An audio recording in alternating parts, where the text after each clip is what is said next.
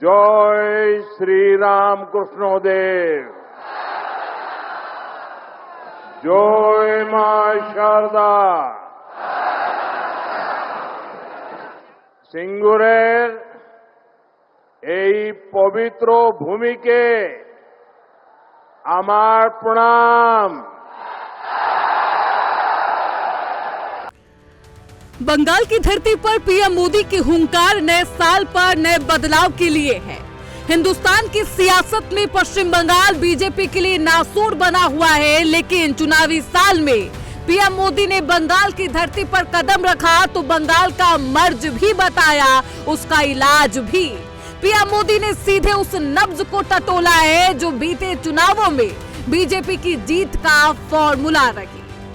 बहुत बड़ी संख्या में माताएं बहनें आशीर्वाद देने आई है, किसान आए हैं, श्रमिक आए हैं और नौजवानों का जोश तो हम सब देख रहे हैं।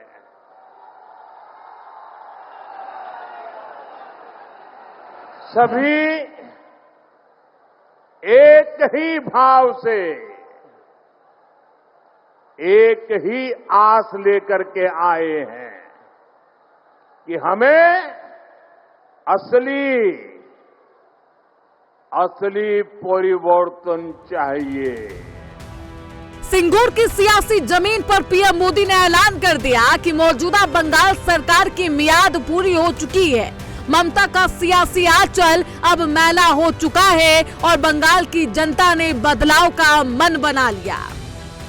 बीजेपी एनडीए ने बिहार में जंगल राज को एक बार फिर से रोका है।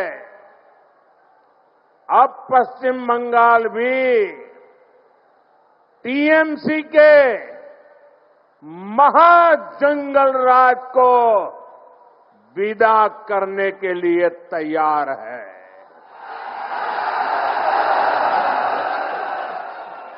तैयार है ना?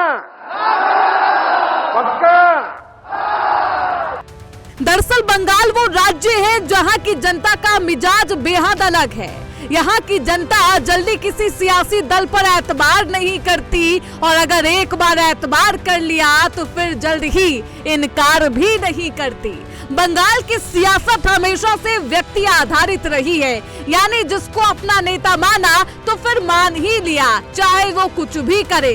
लेकिन जिस तरीके से ममता बनर्जी ने लंबे समय से बंगाल की सत्ता पर काबिज वाम दल को सत्ता से बेदखल कर इतिहास रचा था, बीजेपी अब ममता को हराकर कुछ वैसा ही इतिहास दोहराने की फिराक में है। बंगाल में बीजेपी भले ही सत्ता में नहीं है, लेकिन वो विपक्ष की सबसे बेहतर पार्टी बनकर उभरी। साल 2016 के बंगाल चुनाव में बीजेपी को केवल 3 सीटों पर जीत मिली थी और वोट परसेंटेज भी 10 के करीब थे। लेकिन साल 2021 के विधानसभा चुनाव में तस्वीर बदल गई। बीजेपी ने जहां 77 सीटें हासिल की, वहीं उसका वोट प्रतिशत भी बढ़कर 40% पहुंच गया। और ये तस्वीरें भारतीय जनता पार्टी की आशा है और ममता बनर्जी के लिए निराशा को बढ़ाने वाले। बीजेपी के लिए ममता सरकार के कुछ फैसले भी मददगार साबित हो रही है। दरअसल ममता सरकार ने केंद्र की कई योजनाओं को बंगाल में लागू नहीं किया और पीएम मोदी ने इसी का जिक्र कर बंगाल की जनता से सीधे जुड़ने की कोशिश की। टीएमसी सरकार केंद्र सरकार की योजनाओं को आप तक ठीक से पहुंचने ही नहीं देती। अरे भाई, अगर इनको मोदी से परेशानी है ये तो मैं समझ सकता हूं, इनको बीजेपी से दुश्मनी है ये भी समझ में आता है, लेकिन टीएमसी तो बंगाल के लोगों से अपनी दुश्मनी निकाल रही है। बंगाल की जनता ठान चुकी है, यहां के लोग टीएमसी की निर्मम सरकार को सबक सिखाने वाले हैं। ताकि यहां भी बीजेपी सरकार बने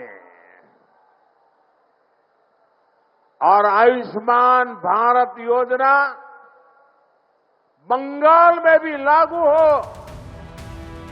साल 2021 के चुनाव में बीजेपी का बंगाल में विपक्षी दल बनना बंगाल की सियासी टर्निंग पॉइंट बताया गया। बीजेपी बंगाल में इस बार स्थानीय हिंदुत्व और राष्ट्रीय हिंदुत्व में तालमेल बिठाने की कोशिश कर रही है, क्योंकि बंगाल में 70% हिंदू आबादी होने के बाद भी बीजेपी सत्ता से वंचित रह जा रही है।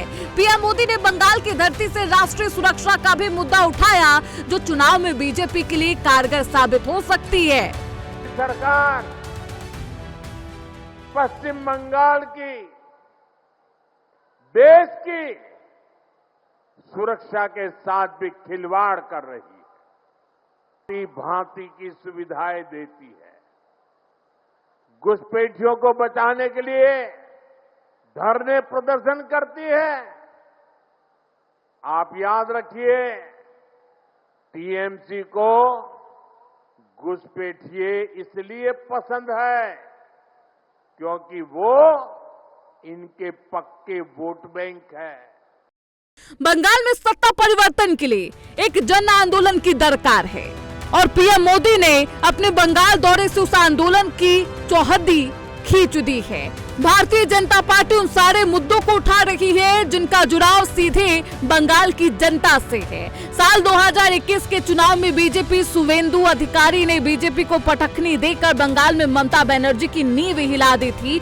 इस बार बीजेपी पूरे टीएमसी सरकार को हटाने की फिराक में है। खैर, भारतीय जनता पार्टी को पश्चिम बंगाल में सफलता मिल पाएगी या फिर नहीं, ये देखना बेहद महत्वपूर्ण रहेगा। Bureau report, prime news.